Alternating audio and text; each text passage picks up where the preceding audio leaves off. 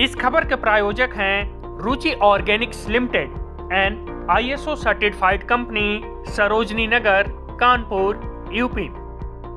महाराष्ट्र के मुख्यमंत्री देवेंद्र फडणवीस ने एनसीपी एसपी के प्रमुख शरद पवार के उस हालिया बयान पर तंज कसा है जिसमें उन्होंने महाराष्ट्र विधानसभा चुनाव में भारतीय जनता पार्टी बीजेपी की जीत के लिए आरएसएस की प्रशंसा की थी।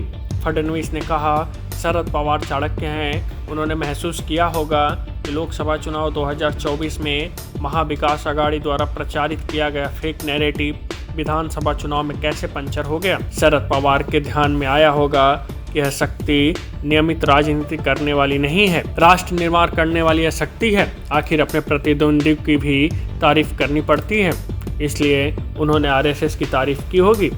एनसीपी शरद चंद्र पवार और एनसीपी अजीत पवार के करीब आने या फिर से एक होने की संभावनाओं पर देवेंद्र फडणवीस ने कहा कि मैं आपको बताता हूं, 2019 के बाद आपने मेरे बयान सुने होंगे। 2019 से 24 तक जो घटनाएं घटी उससे मुझे समझ आया कि कुछ भी नामुमकिन नहीं है, कोई चीज़ नहीं होगी, यह समझकर नहीं चलना चाहिए। कुछ भी हो सकता है, उद्धव ठाकरे वहां जा सकते हैं, अजीत पवार यहां आ सकते हैं, राजनीति में कुछ भी हो सकता है। यह ध्यान रखना चाहिए कि जब ठोक कर हम बोलते हैं कि ऐसा नहीं होगा, तब राजनीतिक परिस्थितियां तुम्हें कहां ले जाकर बैठा देंगी, इसका कोई भरोसा नहीं है। आपको बता दें, देवेंद्र फडणवीस नागपुर में वरिष्ठ आरएसएस नेता विलास फडणवीस की स्मृति में आयोजित पुरस्कार समारोह में शामिल होने पहुंचे थे। उन्होंने कार्यक्रम में अपने संबोधन के दौरान कहा, आरएसएस ने महाराष्ट्र चुनाव में अराजकवादी ताकतों के खिलाफ लड़ने के लिए राष्ट्रीय ताकतों को एक साथ लाने में महत्वपूर्ण भूमिका निभाई।